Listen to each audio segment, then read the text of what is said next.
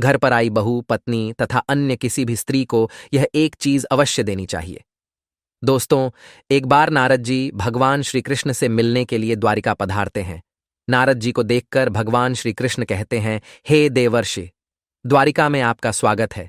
आज किस प्रयोजन से द्वारिका में आपका आगमन हुआ है? नारद जी कहते हैं, हे प्रभु, आप सब कुछ जानते हैं, फिर भी पूछ रहे हैं। फिर भी आप आज्ञा दे तो आपसे कुछ पूछने की चेष्टा करता हूं। हे प्रभु, एक स्त्री पुरुष से सबसे अधिक किस चीज की इच्छा रखती है? जब एक कन्या विवाह के बाद अपने ससुराल में जाती है तो वह अपने ससुराल वालों से तथा अपने पति से सबसे अधिक किस चीज की मांग रखती है, जो सुवर्ण, गहने, वस्त्र, भोजन आदि से भी बढ़कर है?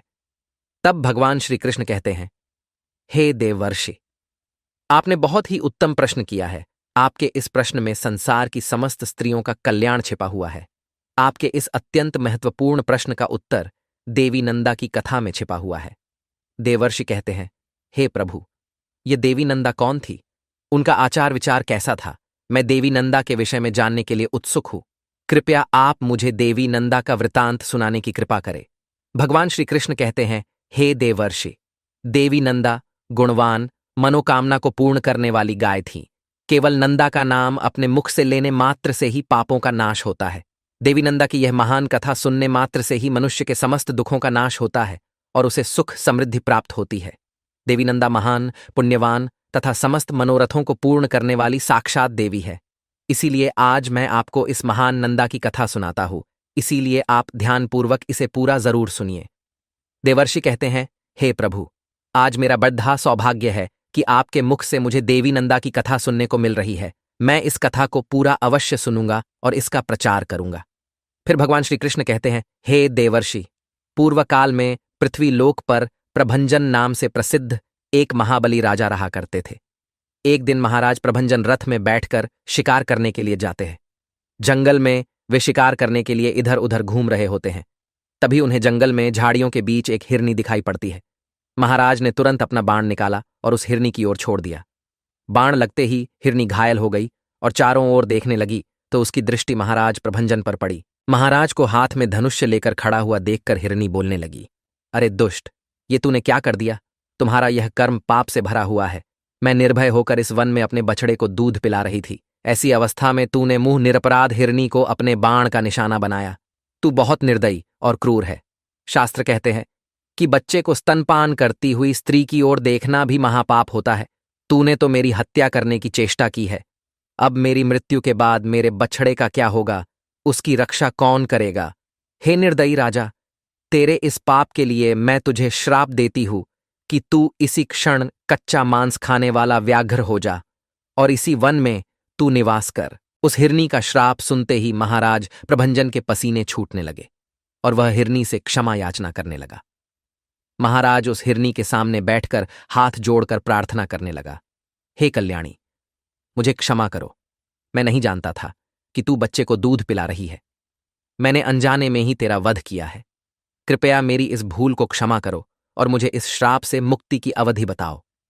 फिर वह हिरनी कहने लगी, हे राजन, आज से 100 वर्ष बीत जाने के बाद इस वन में नंदा नाम की गाय आएगी।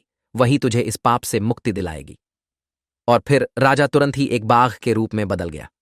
उस बाघ का आकार बहुत ही बड़ा और घोर भयानक था। वह बाघ उसी वन में काल के वशीभूत रहते हुए मृगों को, अन्य चौपाइयों को तथा मनुष्यों को भी मारकर खाने लगा। वह बाघ स्वयं की निंदा करते हुए कहता था, हाय, अब मैं फिर से कब मनुष्य शरीर धारण करूंगा? इस बाघ की योनि में रहकर मेरे द्वारा पुण्य नहीं हो सकते। एकमात्र हिंसा ही मेरी वृत्ति है। इसके द्वारा तो मुझे सदा दुख ही प्राप्त होंगे। इस प्रकार से कैसे मैं इस श्राप से मुक्त हो पाऊंगा? जब उस वन में रहते हुए 100 वर्ष बीत गए, तब एक दिन वहां पर गायों का एक बहुत बड़ा झुंड उपस्थित हुआ। उस वन में घास और जल की विशेष सुविधा थी। उसी कारण से गायें वहां पर चरने के लिए आई थीं। उस गायों के झुंड में एक बहुत ही सुंदर तथा संतुष्ट रहने वाली गाय थी। उसका नाम था नंदा। वही उस झुंड की प्रधान थी तथा सबसे आगे निर्भय होकर वह चला करती थी। एक दिन वह अपने झुंड से बिछड़कर चरते चरते उस बाघ के सामने पहुंच गई। बाघ उस गाय को देखते ही खड़ा हो गया और उसके पास जाकर कहने लगा, हे गाय, आज विधाता ने तुझे मेरा ग्रास नियत किया है, क्योंकि तू स्वयं यहां चलकर आई है। उस बाघ के रोंगटे खड़े कर देने वाले निष्ठुर वचन सुनकर उस गाय को अपने बछड़े की याद आने लगी। उसका गला भर आया और वह रोते हुए अपने बछड़े के लिए हुंकार करने लगी। उस गाय को रोता हुआ देखकर वह बाघ बोला, अरे गाय, क्यों रोती हो? इस संसार में सभी प्राणी अपने कर्मों का फल ही भोगते हैं। तू खुद मेरे पास चलकर आई है, इससे जान पड़ता है कि तेरी मृत्यु आज ही लिखी हुई है। फिर तू व्यर्थ ही शोक क्यों कर रही है? अच्छा तो बता, तो रोई किस लिए? उस बाघ की बात सुनकर नंदा ने कहा, हे बाघ, तुम्हें नमस्कार है। मेरा सारा अपराध क्षमा करो। मैं जानती हूं कि तुम्हारे पास आए प्राणी की रक्षा असंभव है, अतः मैं अपने जीवन के लिए शोक नहीं कर रही हूं। मेरी मृत्यु तो एक न एक दिन होगी ही, किंतु हे बाघ, मैंने अभी कुछ ही समय पहले एक बछड़े को जन्म दिया है। ये मेरा पहला बछड़ा होने के कारण वह मुझे बहुत प्रिय है। मेरा बछड़ा अभी दूध पीकर ही जीवन चलाता है, घास तो वह खा नहीं सकता। इस समय वह घर में बंधा हुआ है और भूख से पीड़ित मेरी राह देख रहा है। उसी के कारण मुझे शोक हो रहा है। मेरे ना होने पर मेरा बछड़ा कैसे जीवन चलाएगा? मैं पुत्र स्नेह के वशीभूत हूं और उसे दूध पिलाना चाहती हूं। मुझे थोड़ी देर के लिए जाने दो। मैं अपने बछड़े को दूध पिलाकर प्यार से उसका मस्तक चाटूंगी और उसे कुछ उपदेश देकर अपनी सहेलियों से उसकी रक्षा करने का वचन लेकर तुम्हारे पास लौट आऊंगी। उसके बाद तुम इच्छानुसार मुझे खा लेना। यदि मैं फिर से लौटकर नहीं आई तो मुझे वही पाप लगेगा जो माता पिता का वध करने से लगता है, जो सोते हुए प्राणी को मारता है, जो एक बार अपनी कन्या का दान करके फिर उसे दूसरे को देना चाहता है। उन्हें जो पाप लगता है वही पाप मुझे लगेगा। इस पाप के भय से मैं पुनः लौट कर आऊंगी।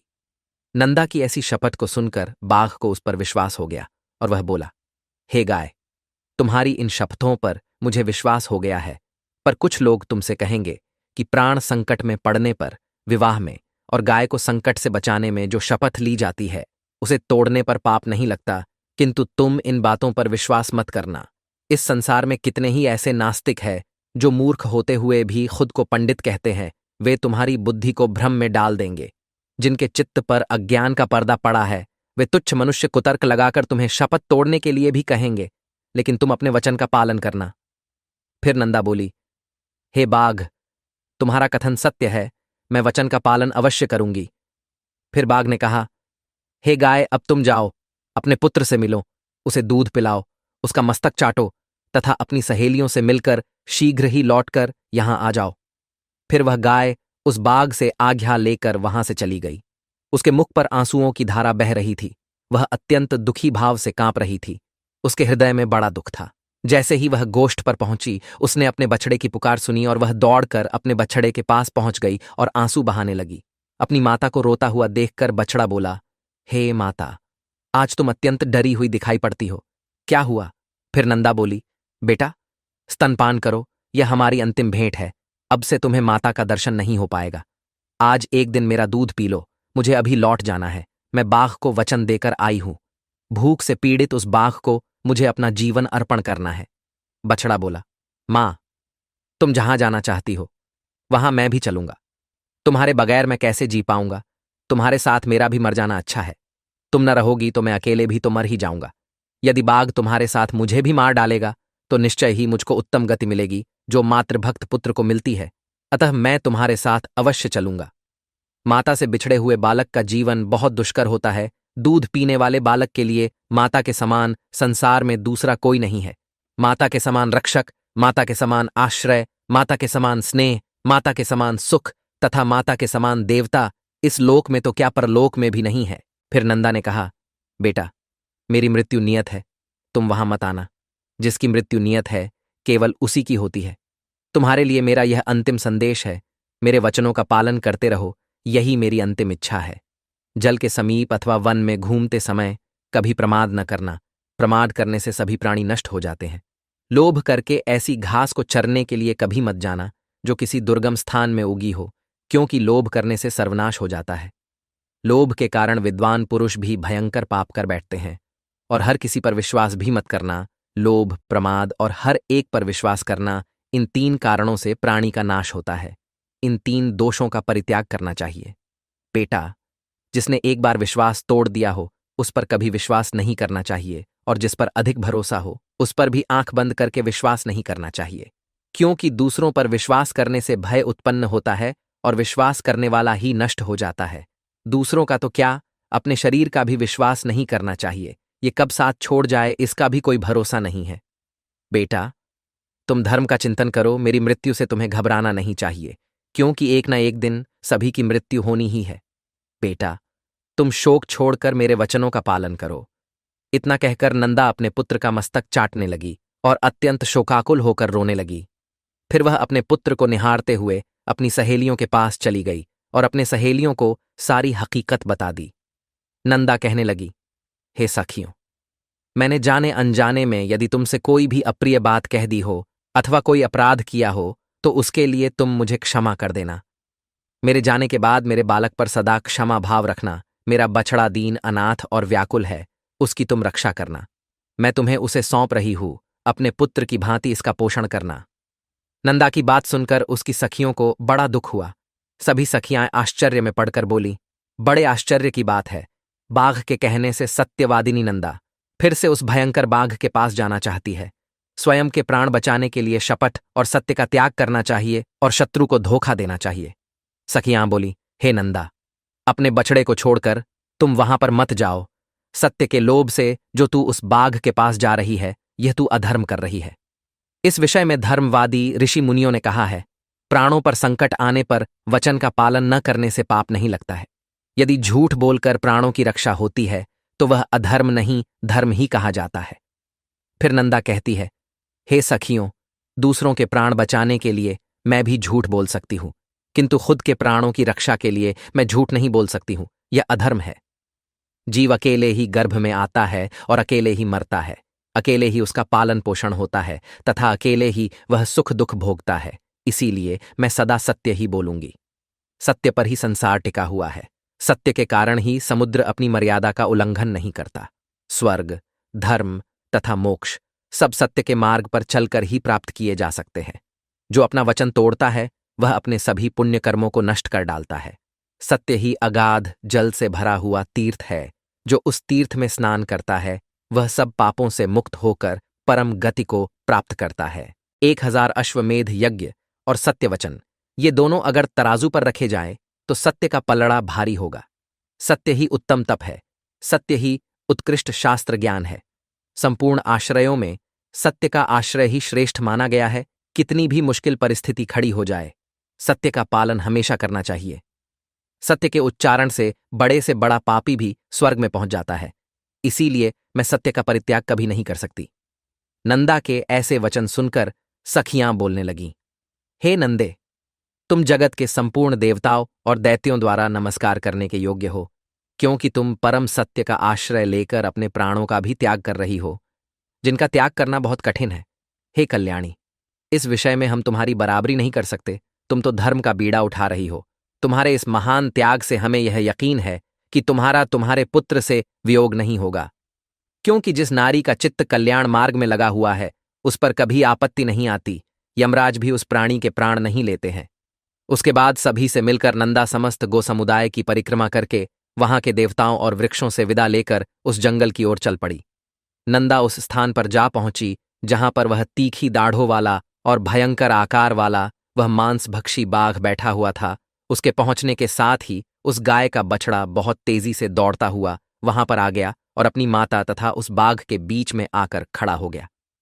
बछड़े को देखकर वह नंदा गाय उस बाघ से बोली, हे बाघ, मैं सत्य धर्म का पालन करती हुई तुम्हारे पास आ गई हूं। अब तुम केवल मुझे खाकर अपनी तृप्ति करो, किंतु मेरे बछड़े को जीवन दान दो। फिर वह बाघ बोला, हे गाय, तुम तो बड़ी सत्यवादिनी निकली। हे कल्याणी, तुम्हारा स्वागत है। जो अपने वचन का पालन करता है, जो सत्य की राह पर चलता है, उसका कभी अमंगल नहीं होता। तुमने यहां से जाने से पहले जो वचन दिया था उसे सुनकर मुझे बड़ा कौतूहल हुआ था कि ये यहां से जाकर कैसे लौट सकती है। तुम्हारे सत्य की परीक्षा के लिए ही मैंने तुम्हें भेज दिया था, अन्यथा मेरे पास आकर तुम जीवित नहीं लौट सकती थी। लेकिन मेरा वह कौतूहल पूरा हुआ। मैं तुम्हारे भीतर सत्य की खोज कर रहा था, वह मुझे मिल गया। इस सत्य के प्रभाव से मैं तुम्हारे प्राणों को बख्श देता हूं। आज से तुम मेरी बहन हो और यह तुम्हारा पुत्र मेरा भांजा हो गया। हे कल्याणी, तुमने अपने आचरण से मुझ जैसे महापापी को यह उपदेश दिया है कि सत्य पर ही संपूर्ण लोक टिका हुआ है, सत्य के ही आधार पर धर्म टिका हुआ है। हे देवी, जो तुम्हारा दूध पीते हैं वे सभी धन्य हैं, कृतार्थ है, उन्होंने पुण्य प्राप्त किया है उनका जन्म सफल हुआ है। गायों में ऐसा सत्य है, यह देखकर अब मुझे अपने जीवन से घृणा हो रही है। अब मैं भी वह कर्म करूंगा जिसके द्वारा मैं पाप से छुटकारा पाऊं। अब तक मैंने हजारों जीवों को मारा और खाया है। मैं महापापी, दुराचारी और निर्दयी हूं। पता नहीं इस पाप के कारण किस लोक में जाना पड़ेगा।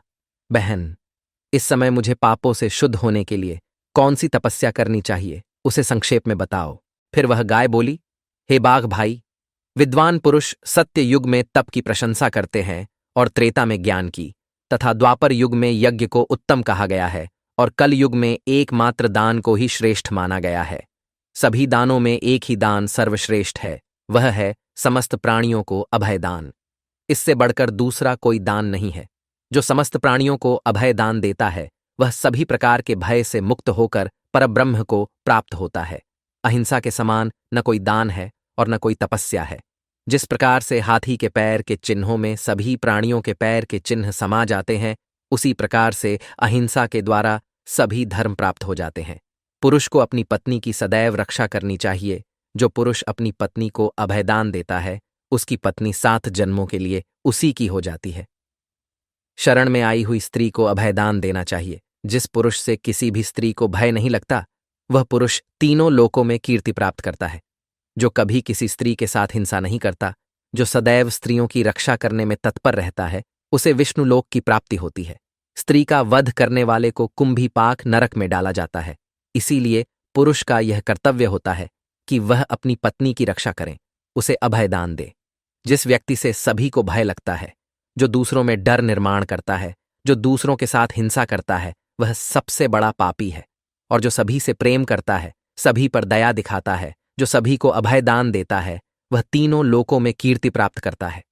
यही परम कल्याण का साधन है, जिसे मैंने संक्षेप में तुम्हें बताया है। फिर बाघ ने कहा, हे देवी, पूर्वकाल में मैं एक राजा था, किंतु एक मृगी के श्राप के कारण मुझे बाघ का शरीर प्राप्त हुआ था। तब से मैं निरंतर प्राणियों का वध कर रहा था, जिस कारण से मैं सारी बातें भूल गया था। इस समय तुम्हारे संपर्क से और उपदेश से मुझे फिर से सब कुछ स्मरण हो गया है। हे देवी, अब मैं तुमसे एक प्रश्न पूछता हूं, तुम्हारा नाम क्या है? वह गाय बोली, मेरे स्वामी का नाम नंद है और उन्होंने ही मेरा नाम नंदा रख दिया है।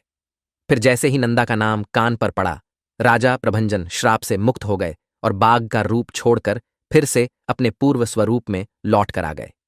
फिर उसी क्षण नंदा का दर्शन करने के लिए साक्षात धर्मराज उस स्थान पर आ गए और बोलने लगे, हे नंदा, मैं धर्म हूं, तुम्हारी सत्यवाणी से आकर्षित होकर यहां आया हूं। तुम मुझसे कोई श्रेष्ठ वर मांग लो। धर्म का वचन सुनकर नंदा ने यह वर मांगा, हे धर्मराज, आपकी कृपा से मैं अपने पुत्र सहित उत्तम पद को प्राप्त हो जाऊं। इस स्थान पर मौजूद जो सरस्वती नदी है, वह मेरे ही नाम से प्रसिद्ध हो और इसका नाम नंदा पड़ जाए। यह स्थान पर धर्म प्रदान करने वाला शुभ तीर्थ बन जाए।